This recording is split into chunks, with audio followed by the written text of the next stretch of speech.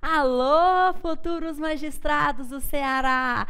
Que bom poder estar com vocês nesse momento especial, nesse momento que antecede a data da sua prova, ainda que eu esteja de longe. Eu quero que você receba tanto as dicas de direito civil especiais que eu preparei para você, pensando especificamente na nossa banca CESP, como toda a energia positiva para você carregar na hora da sua prova. Eu sei que nessa fase a gente já fica um tanto cansado, um tanto tenso, um tanto estressado. A caminhada até aqui não é fácil, seja por questões pessoais, por questões até mesmo de rendimento de estudos, por questões profissionais. Tudo isso fica muito tumultuado na nossa cabeça e tão perto da nossa prova parece que essas situações elas se afloram. Eu quero que você fique calmo, fique tranquilo, assente. Eu falo assim, se sinta seguro com a escolha que você fez, com o momento ao qual você está. Respire fundo. Eu tenho uma dica que ela é muito boa. Toda vez que você estiver se sentindo muito tenso, isso também vale para você na hora da sua prova. Inspira fundo e sente todo o ar tomando conta do seu cérebro. Depois você joga para fora. Inspira, sente o ar tomando conta do seu cérebro, joga o ar para fora. Faça isso por 5 vezes. Como você pode fazer quietinho, silencioso, isso eu sei que vai te ajudar muito a te tranquilizar. É tranquilizar a sua mente. É até uma dica que é uma técnica que a gente usa na yoga.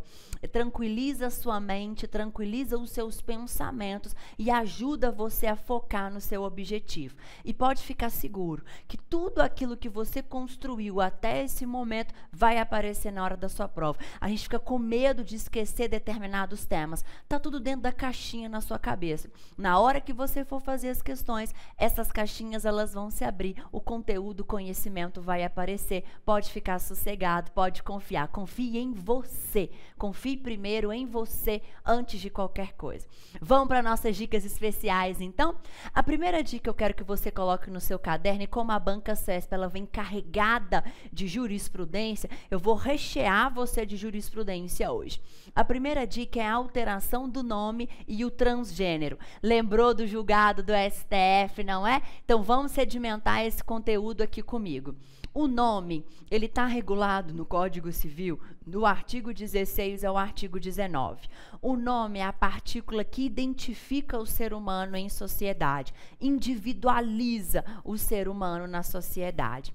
Pelo fato de o indivíduo utilizar o seu nome nas suas transações jurídicas, o nome ele goza de uma imutabilidade, mas não de uma imutabilidade absoluta, de uma imutabilidade meramente relativa. Porque o nosso ordenamento jurídico sabe que ao longo da sua trajetória, o indivíduo ele altera a sua personalidade. O indivíduo ele constrói uma nova personalidade e o nome deve se adequar a essa personalidade ao qual o indivíduo constrói ao longo da sua trajetória. A Lei de Registros Públicos, a Lei 6.015, permite, ela consagra a hipótese de alteração do nome. Dentre essas alterações se encontra as hipóteses em que o indivíduo se submete com o seu nome a situações vexatórias ou constrangedoras. Um exemplo clássico dessa situação está presente quando o indivíduo se submete a uma cirurgia de transgenitalização, de mudança, de adequação do seu sexo biológico com o seu sexo psicológico e ainda assim mantém nos assentos públicos um nome masculino do gênero masculino ou um nome do gênero feminino. Essa é uma hipótese clássica de alteração do nome junto aos assentos públicos. Então, sempre se exigiu, como pressuposto para essa alteração, que o indivíduo se submetesse a uma cirurgia de transgenitalização.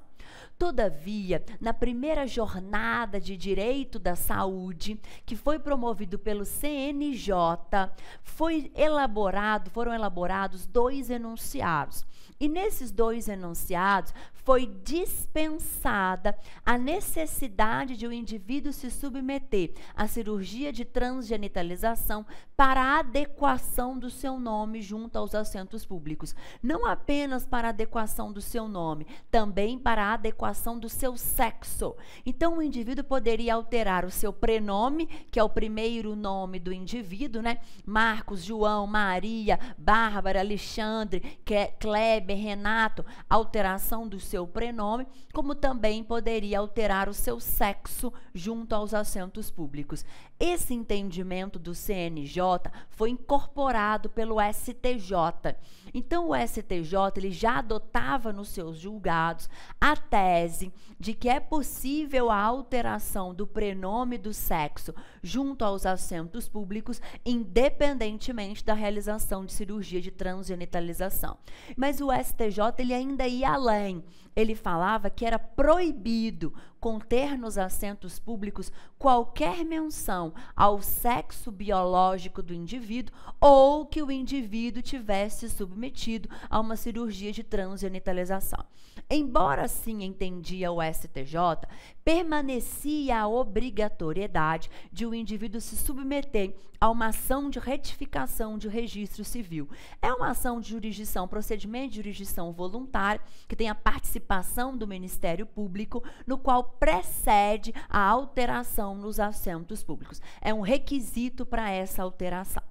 Essa questão, a alteração do prenome e do sexo junto aos assentos públicos, chegou ao STF. Chegou ao STF por intermédio de um recurso extraordinário, com repercussão geral conhecida, e por intermédio também de uma ação direta de inconstitucionalidade, intentada, promovida pela Procuradoria-Geral da República, que estava querendo dar uma interpretação conforme a Constituição ao artigo 58 da Lei de Registros Públicos. O STF, então, final de fevereiro de 2018, profere o seu julgado e prevalece a tese que já estava sendo adotada pelo STJ, que para alterar o prenome do indivíduo e o sexo junto aos assentos públicos, eu dispenso a realização da cirurgia de transgenitalização. O que importa é a identidade psicossocial do indivíduo e não a sua identidade biológica. Em prol do princípio da autodeterminação, do princípio da dignidade da pessoa humana, o que vale para mim é a autodeclaração do indivíduo e não uma transformação biológica. Isso entendeu o STF. Só que o STF foi além. Ele foi além e dispensou a ação de retificação de registro civil como condição, como requisito prévio para a alteração do prenome do indivíduo e do sexo junto aos assentos públicos. Então, hoje, de acordo com o STF, basta que o indivíduo se dirija aos assentos públicos e requeira a alteração do seu nome e do seu sexo, independentemente da comprovação de que ele se submeteu ou não à cirurgia de transgenitalização. Cuidado com esse ponto, então, na hora da sua prova. E essa matéria, essa temática, a figura dos transgêneros e a proteção do ordenamento jurídico frente a essa nova condição que ele se apresenta em sociedade, está tão em voga no STF que existe um recurso extraordinário de relatoria do ministro Roberto Barroso, o qual ele já proferiu o seu julgamento, admitindo, concedendo a reparação por dano moral a um transgênero que foi impedido de utilizar um banheiro feminino, tendo sido dele alijado por um segurança do shopping center, pelo fato de morfologicamente ele não ser uma mulher. Então, o segurança do shopping center olhou para ele, viu que morfologicamente ele não era mulher. Quem estava lá dentro reclamou, ele foi lá e retirou abruptamente esse indivíduo do banheiro feminino, colocando ele.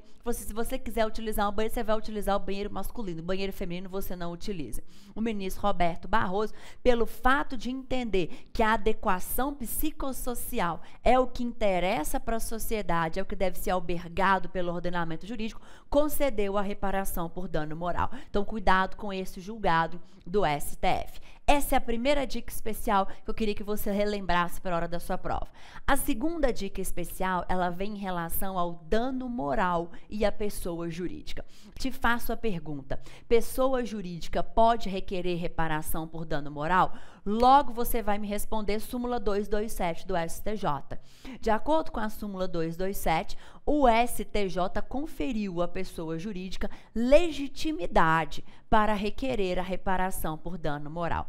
Por que que o STJ assim decidiu? A revelia do que entende a nossa doutrina. O STJ, ele sabe que a pessoa jurídica, ela não detém os mesmos direitos da personalidade da pessoa humana. Até porque direitos da personalidade defluem da dignidade da pessoa humana. E pessoa jurídica não é dotada de dignidade. Só o ser humano, ele é dotado de dignidade. Isso o STJ sabe. Só que o STJ sabe também que a pessoa jurídica tem um nome no mercado. A pessoa jurídica tem uma reputação no mercado.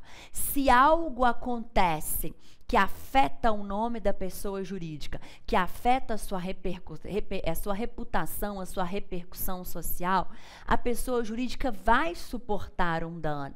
E o ordenamento jurídico tem que trazer mecanismos para salvaguardar, para proteger esse dano suportado pela pessoa jurídica. Foi em virtude disso que o STJ conferiu à pessoa jurídica, dotou a PJ de honra objetiva. Honra objetiva é a repercussão, é a reputação, é o nome da PJ no meio social. Entende o STJ que se for violada a honra objetiva da pessoa jurídica, ela pode vir a ser reparada por dano moral. Em julgado recente, o STJ entendeu que essa reparação por dano moral, necessariamente para ocorrer, tem que ser comprovado o dano.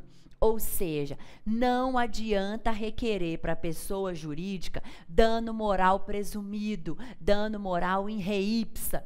Entende o STJ que o dano moral presumido, ele só pode ser concedido à pessoa humana. Porque para a pessoa humana, eu olho para a situação em concreto e falo, nossa, aqui teve uma grave violação a um direito da personalidade. Foi tão grave que eu consigo presumir de antemão o dano, o abalo psicológico que essa pessoa suportou. Para a PJ, não.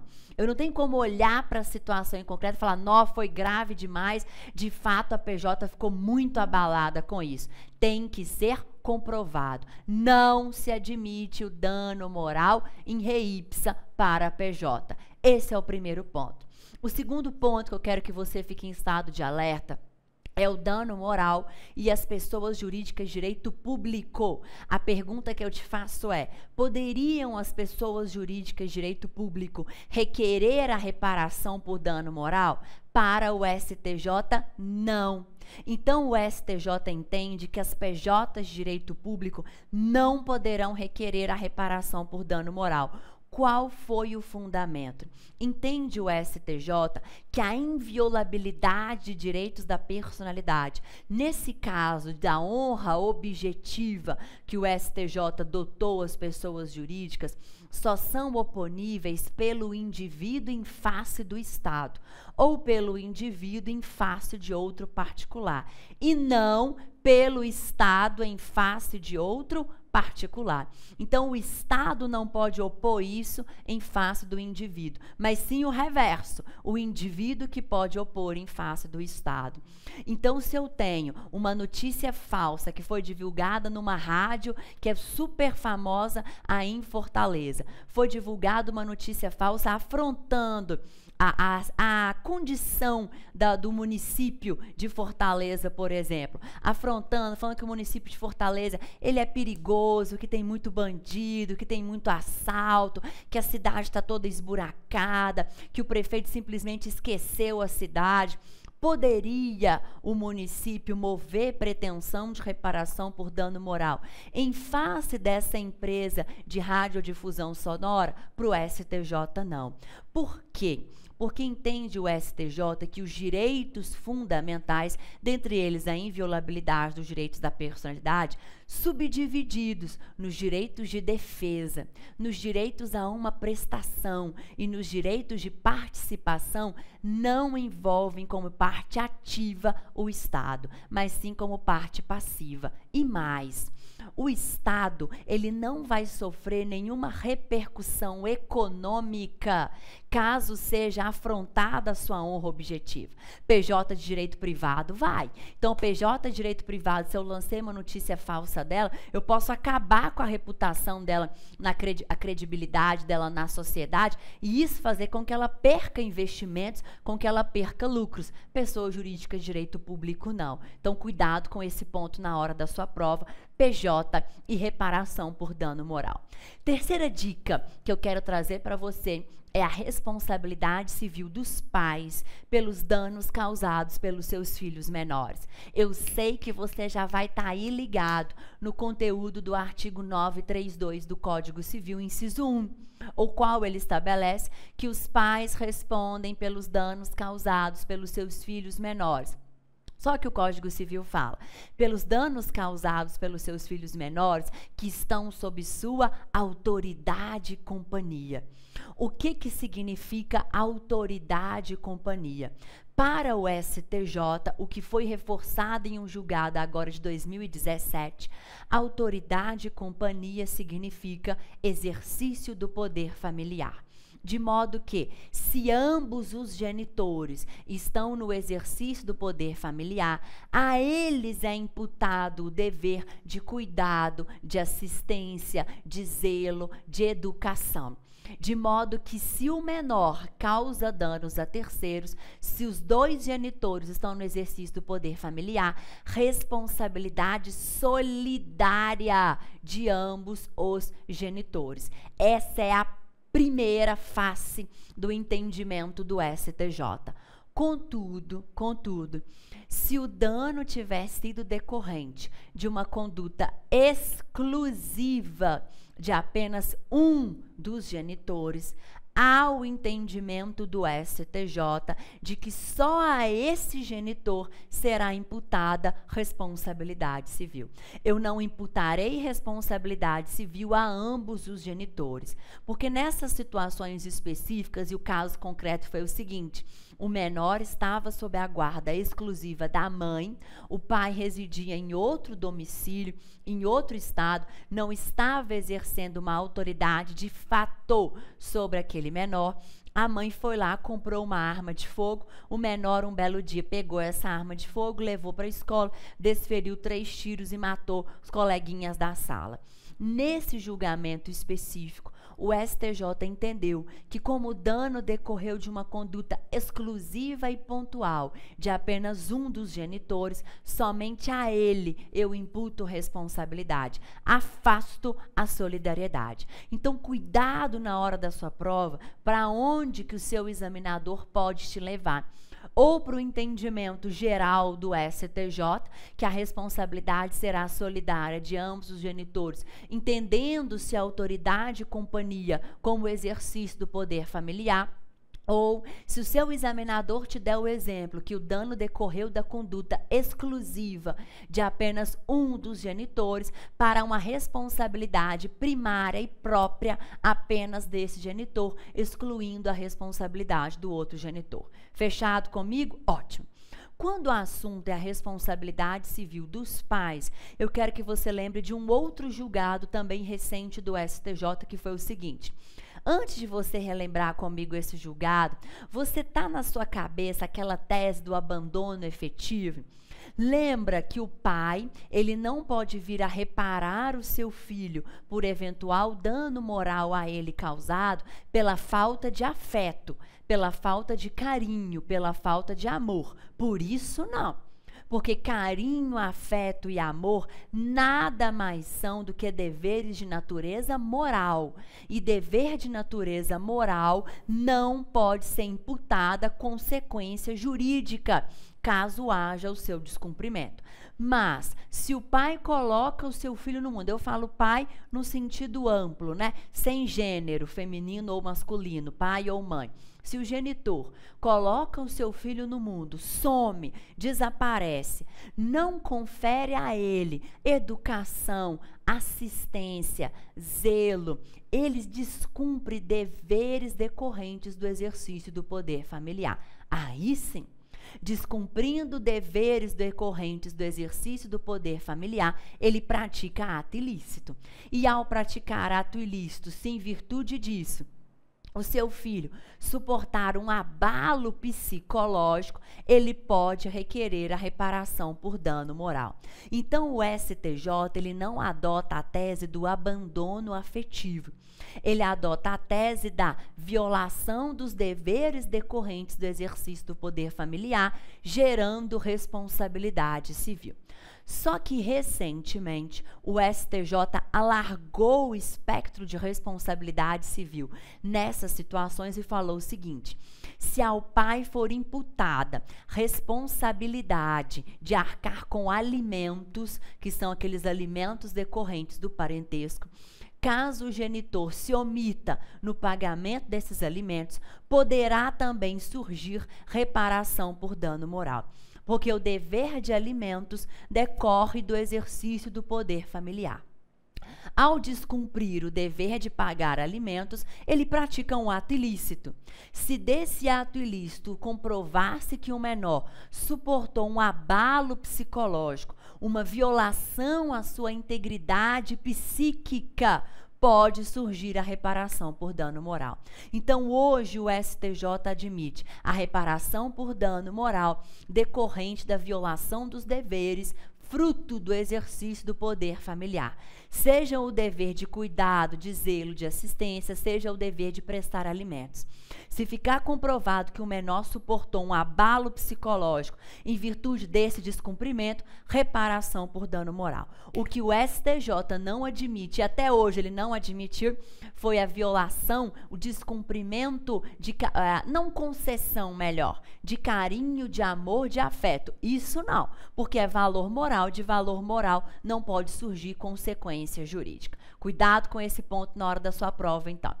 Outro ponto que eu quero que você tome cuidado, e também ele vem carregado de entendimento jurisprudencial, ele vem em relação à nossa ocupação de bem público. Ocupação de bem público caracteriza-se detenção ou ocupação de bem público caracteriza-se meramente posse. Quando o assunto é detenção, eu quero que você relembre as hipóteses de detenção que estão consagradas dentro do Código Civil. A primeira hipótese é o artigo 1198 do Código Civil. É o que nós chamamos de servidor da posse ou fâmulo da posse. É aquele que ocupa um bem, usa de um bem, está com o poder fático sobre a coisa, todavia ele ocupa o bem sob os comandos, sob as ordens, sob as determinações de um terceiro. Em virtude desse vínculo de subordinação, entende o ordenamento jurídico que a ocupação desse bem não caracteriza posse. A ocupação desse bem caracteriza uma mera detenção. Essa é a primeira hipótese, é o caso clássico do caseiro. A segunda hipótese de detenção vem no artigo 1208 do Código Civil. Quando o Código Civil fala assim com a gente, não caracteriza posse os atos de mera permissão ou tolerância e os atos de violência ou clandestinidade, enquanto não cessada a violência ou clandestinidade. O que significa isso? Atos de mera permissão ou tolerância não induz posse, porque mera permissão significa que o indivíduo ocupa um bem próprio, né, um bem seu, sob a sua autorização, mas uma autorização expressa. Isso é uma mera permissão. O indivíduo vai lá, o seu vizinho vai lá, pede para você para utilizar a vaga de garagem, que você tem duas, mas você tem só um carro, você vai lá e anui que ele utilize a vaga de garagem.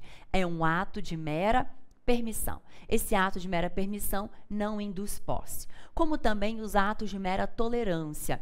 Atos de mera tolerância é uma autorização tácita para a ocupação de um bem.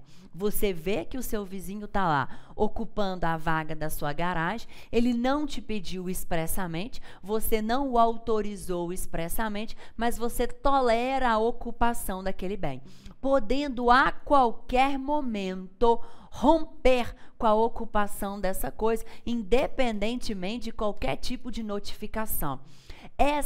Isso caracteriza uma mera tolerância. Esse ato de tolerância também não induz posse. O Código Civil avança e fala que não caracteriza posse os atos de violência ou clandestinidade. O que seria violência? O indivíduo, ele ocupa um bem público sob o uso... Ocupa um bem público, eu com bem público na cabeça. Ele ocupa um bem sob atos de violência.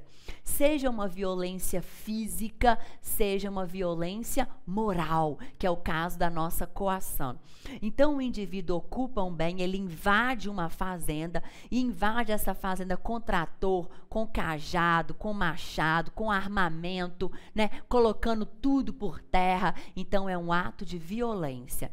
Atos de violência não induzem posse, são caracterizados como mera detenção. Também não induz posse a ocupação de um bem de forma clandestina, ou seja, de forma furtiva, as ocultas, as escondidas, também não caracteriza posse.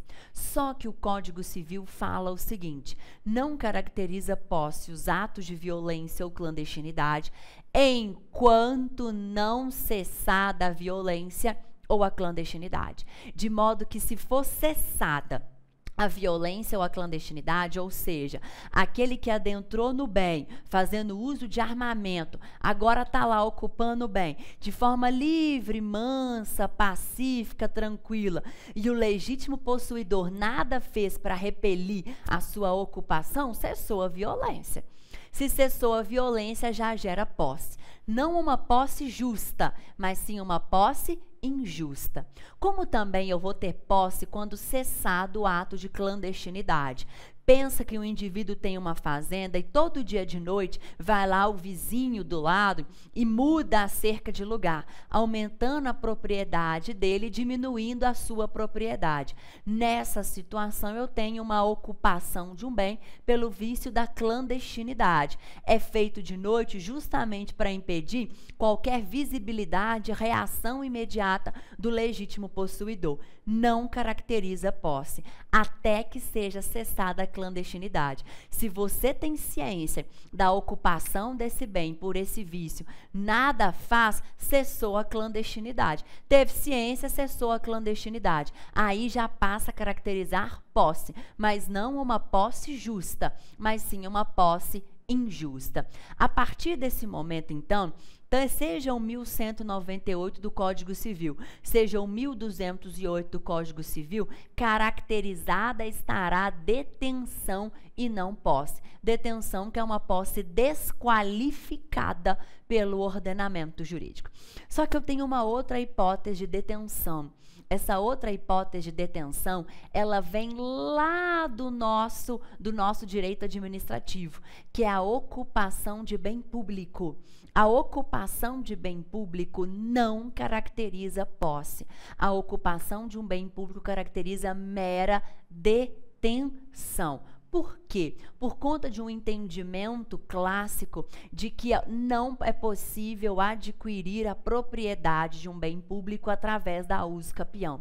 Como eu não posso usucapir um bem público, a minha ocupação não gera posse. A minha ocupação, ela gera uma mera detenção, já que para ter usucapião necessita, é imprescindível, o requisito posse. Essa seria a ideia básica. Então, quando o indivíduo ele invade um bem público dominical, que é muito comum município, estado, união ter bens públicos dominicais, essa invasão não caracteriza posse. Suponhamos, portanto, que um particular ele invade essa área pública, como o poder público não visualizou a ocupação dele, ele foi lá e começou a construiu a casinha dele, da casinha ele construiu uma outra casa para a filha dele que casou, construiu uma outra casa para o cunhado fazer uma serralheria, e ali ele fez várias benfeitorias.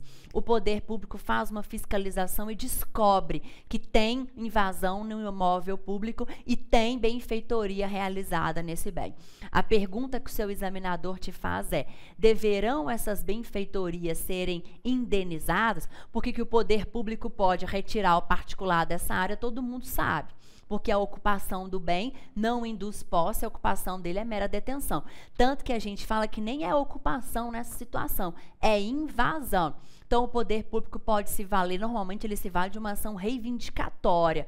Se ele já exercia posse sobre o bem, ele se vale de uma ação de reintegração de posse.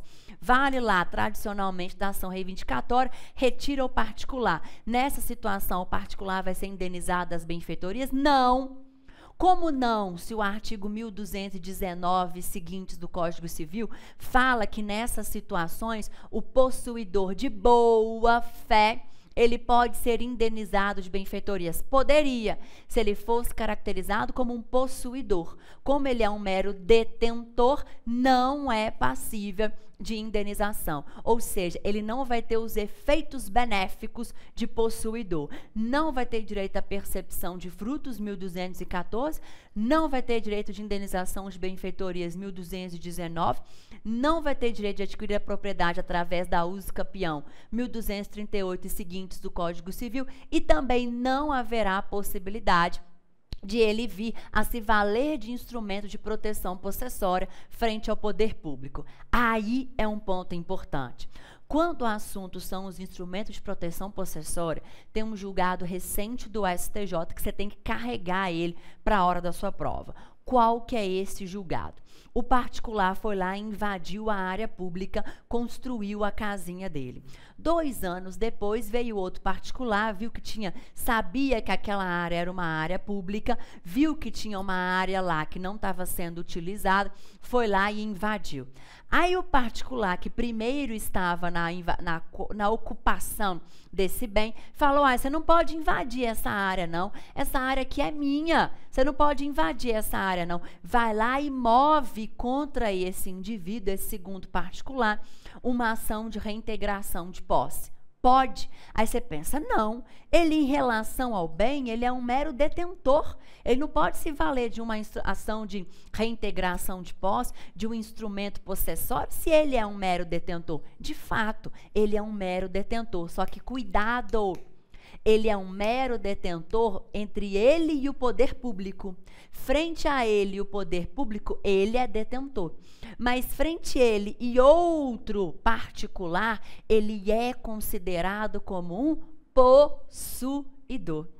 Tanto é considerado como um possuidor que ele poderá sim se valer dos instrumentos de proteção possessória frente a esse segundo invasor desse bem. Então, cuidado, ele é considerado como um possuidor frente a um terceiro particular, mas frente ao poder público ele é um mero detentor. Sendo detentor, não pode se valer dos efeitos benéficos de ser possuidor. Sendo um possuidor frente a outro particular, ele pode se valer dos instrumentos benéficos de ser possuidor, dentre eles os instrumentos de proteção possessória. O que ele não pode é requerer a aquisição da propriedade através da uso capião, porque para isso ele vai ter que enfrentar o poder público, e frente ao poder público ele é mero detentor. Conseguiu entender essa lógica comigo? Maravilha. Outro ponto que eu quero que você carregue para a hora da sua prova, ele diz respeito à responsabilidade objetiva fundada no risco. Você bem sabe que a responsabilidade objetiva, ela está prevista no artigo 927, parágrafo único do Código Civil. O que estabelece esse dispositivo? Ele fixa que haverá responsabilidade independentemente de culpa, nas hipóteses em que a lei assim determinar ou quando o agente desenvolver uma atividade de risco. Pois bem, seja uma responsabilidade objetiva fundada no risco, o risco, apesar de muitos confundirem, não gera uma responsabilidade, eu falo integral, ao ponto de não admitir nenhuma excludente do nexo de causalidade. A responsabilidade objetiva fundada no risco também admite excludentes do nexo causal como uma forma de afastar a responsabilidade.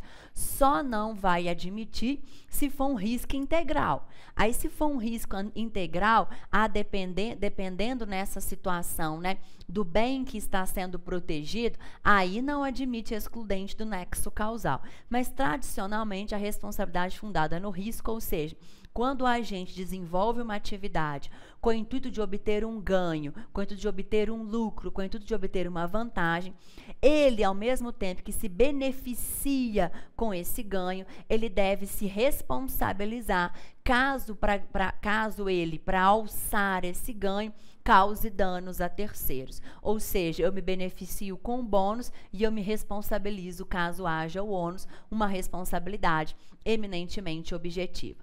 Como a responsabilidade objetiva, ela admite excludentes do nexo causal, você tem que relembrar comigo que nós temos 3 excludentes do nexo causal. Quais são essas 3 excludentes? Fato exclusivo da vítima, fato exclusivo de terceiro, caso fortuito e força maior. O caso fortuito e a força maior, eles estão regulados no artigo 393 do Código Civil. Para o Código Civil, apesar da doutrina se debater quanto a isso, não há distinção entre caso fortuito e força maior. O conceito desses 2 institutos é o mesmo. É um evento imprevisível. Como é um evento imprevisível, as consequências que dele decorrem são inevitáveis. Então, se eu não tenho como prever, consequentemente, eu não tenho como evitar. Só que quando o assunto é o caso fortuito e a força maior, frente à responsabilidade objetiva fundada no risco, a doutrina abarcada pela nossa jurisprudência, faz uma distinção entre fortuito interno e fortuito externo.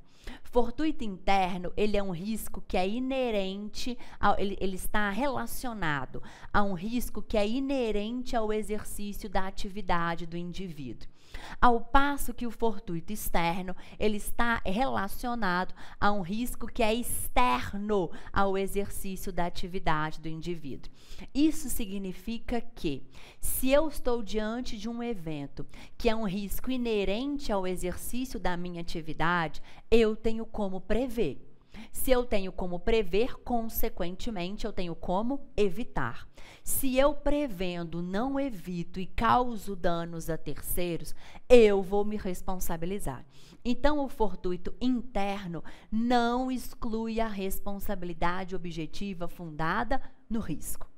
Já o fortuito externo, se ele está ligado, é um evento que está ligado externamente ao exercício da atividade, você vai concordar comigo que o indivíduo não tem como prever. Se o indivíduo não tem como prever, consequentemente, ele não tem como evitar. Então, o fortuito externo exclui a responsabilidade objetiva fundada no risco. Feita essa distinção, eu quero traçar com você alguns julgados do STJ acerca dessa temática. Primeiro, no caso, fortuito interno. O STJ, ele entende que o assalto à mão armada nas dependências de uma agência bancária ou nas dependências de um estacionamento mantido pela agência bancária é considerado como um fortuito interno. Quando o assunto é o estacionamento, danos causados, né, aos veículos automotores ou então aos indivíduos dentro de estacionamentos, você tem que lembrar da súmula 130 do STJ, que atrai a responsabilidade no caso de estacionamento. Pois bem, Essa situação específica de estacionamento, o STJ entende que ele se responsabiliza pelos danos causados aos usuários daquela loja, daquele estabelecimento, porque o estacionamento ele funciona como um anexo da loja. Seja um estacionamento gratuito, seja um estacionamento oneroso, é uma comodidade que eu ofereço ao consumidor. Eu posso até no estacionamento gratuito não ganhar diretamente, mas como o consumidor sabe que ali tem um estacionamento, entre um estabelecimento que não tem estacionamento e um estabelecimento que tem estacionamento, ele vai no estabelecimento que tem estacionamento. Então, eu não ganho diretamente, mas eu ganho indiretamente como um reflexo positivo nas minhas vendas. Isso entende o STJ.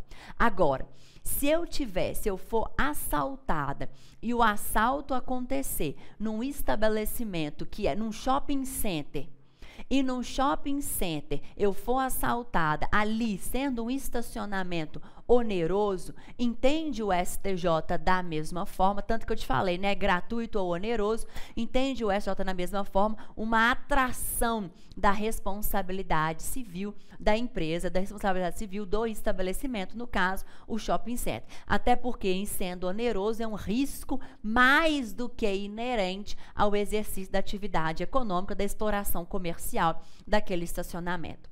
Só que num julgado recente, tá vendo como é que eu estou trazendo um monte de julgado fresquinho do STJ, que CESP adora jurisprudência do STJ.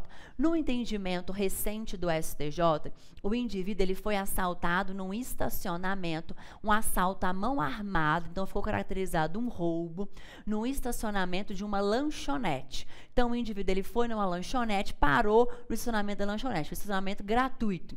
Ele foi assaltado à mão armada, levaram o carro dele no estacionamento dessa lanchonete. O que o STJ recentemente entendeu? Que o assalto à mão armada não caracteriza nessa situação em específico fortuito interno, que o assalto à mão armada caracteriza-se como fortuito externo. Por quê? Porque foi assalto à mão armada, porque foi roubo.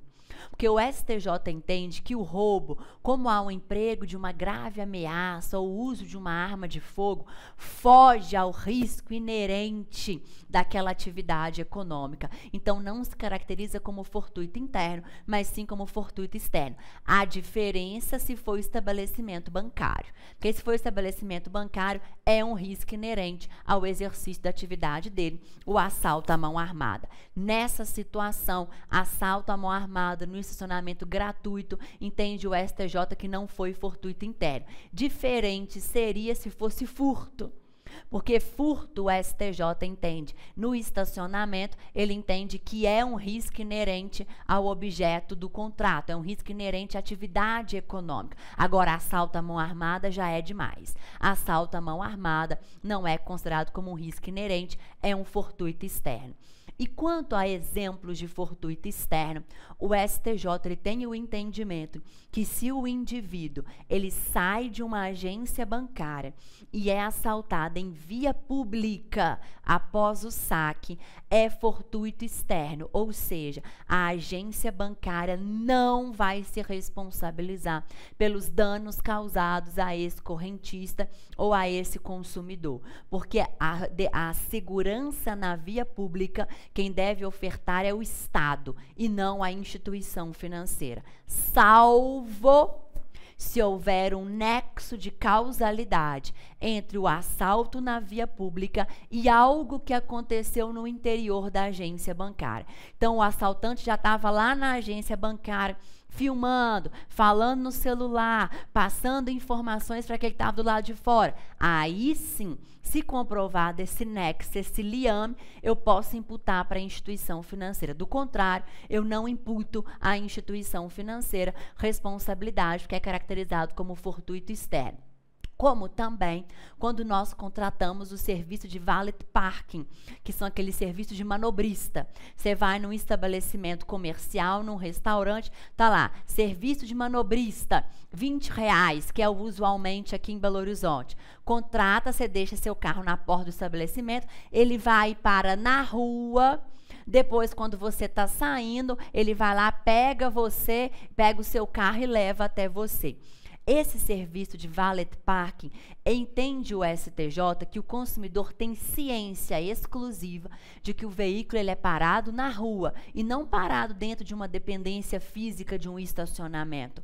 Por tal razão, não posso imputar responsabilidade civil ao estabelecimento comercial. A responsabilidade civil, quem vai arcar nessa situação é o Estado, já que o veículo ele foi furtado nas dependências de uma via, nas dependências não, né? Dentro, na localidade que seria, na situação, uma via pública. Entende o STJ que o serviço de valet parking é uma mera comodidade que é ofertada ao consumidor. E, por fim, para essa distinção entre fortuito interno e fortuito externo, relembra e fugindo um pouco dessa ideia de estacionamento, cuidado com ele para não confundir na hora da sua prova, entendeu o STJ que caracteriza-se, pode se caracterizar como fortuito interno abuso sexual praticado no interior de um transporte coletivo. Veja que o STJ não sedimentou. Abuso sexual no interior do transporte coletivo é caracterizado como fortuito interno, ao ponto que a concessionária se responsabiliza, não podendo excluir a sua responsabilidade. Não. Ele falou que, a depender da situação em concreto, pode se caracterizar o fortuito interno. Cuidado, então, com isso na hora da sua prova. Assim, eu fecho com você essas importantes dicas de direito civil, desejando para todos vocês que estão aí me assistindo sucesso, boa prova, vá com calma, igual nós conversamos no início, vá com calma, vá com tranquilidade, aquilo que é seu está guardado, aquilo que é seu está reservado, confie em você, confie no seu potencial, dê o seu melhor, sucesso, boa prova e um beijo grande!